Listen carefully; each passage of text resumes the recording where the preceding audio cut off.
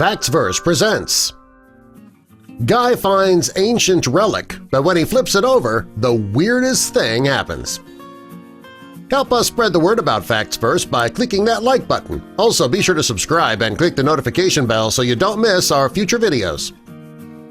Shawn worked as a heavy equipment operator for Canada's largest energy company, Suncor. His job had him working all over Canada. This job had him working at the Millennium Mine. It's part of the Athabasca Oil Sands project in eastern Alberta. Shawn's job was difficult, but the pay was great. Business was booming, and he enjoyed going to work each day. The Athabasca Oil Sands are deposits that are formed from the remnants of ancient marine creatures and plants that had died off hundreds of millions of years ago. Time has caused them to turn into fossils. Close to 70% of the world's oil sand deposits are in northern Alberta, and Athabasca is the largest one. The area is not considered an oil reserve because refining the sand really wouldn't be profitable. Work began in the Athabasca site in 1967, but it wasn't until 2000 that business really started booming there. People were flocking to the town of Fort McMurray looking for work in the oil sands, working with natural gas and on pipelines, and that's what drew Shawn to the area in the first place. He was looking for work and got plenty of it. Shawn was assigned to an area where deposits could be extracted through surface mining. He'd go to work and operate his excavator. All day he would dig through layers of rock, dirt, and sand. Later they'd be filtered to extract valuable bitumen. On most days it was monotonous work. On this day the monotony was broken when he came across something shocking. Shawn was digging like he did every day, and he hit something hard. It was much harder than the normal rock that he excavated. He stopped digging and emptied his bucket into the next pit. He checked to see what he had hit, and it was walnut-colored rock.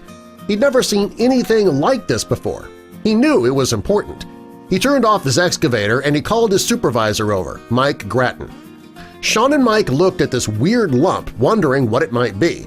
When Shawn flipped one of the rocks over, they did a double take. There were even rows of light brown circles with gray stone in between. Shawn had been digging for 12 years. He'd never seen anything like this before.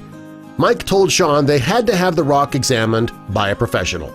So Mike contacted the Museum of Paleontology, which was located 420 miles away from the site. The museum thought at first that there was some merit, and they sent Dr. Donald Henderson and a veterinary technician, Darren Tank, to check things out. Suncor sent a private jet for them to get to the mine quickly. When they arrived, they discovered that it could be a dinosaur fossil.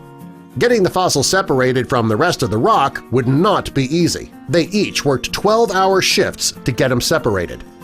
When the team whittled the rock down to a 15,000-pound rock, they had to get it out of the hole.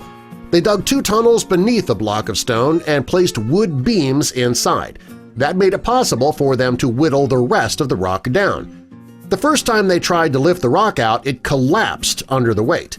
While hoping to save the remaining pieces, they covered them with burlap and plaster for safe travel, and then they were loaded onto a truck. It wasn't easy to separate the fossil from the rock. It took the team 5 years and over 7,000 hours to finally free the fossil. Turned out that it was a dinosaur fossil. It was very well preserved, complete with scales, armor, even visible skin. It came from the Cretaceous period, and it was a nodosaur. It was the best preserved fossil the museum had ever seen, and finally they could put it on display for the public. All the hours that the team worked finally paid off. This guy found a fossil that had been hidden from the world for probably millions of years. Shawn went to work that day never expecting to find anything special. In all his years working as a heavy equipment operator, he'd never found anything so significant. In fact, he'd never found anything significant at all. He says he is thrilled that he suspected something when he hit that rock. If he hadn't and continued digging, this incredible fossil would have been destroyed and lost forever. Subscribe for more.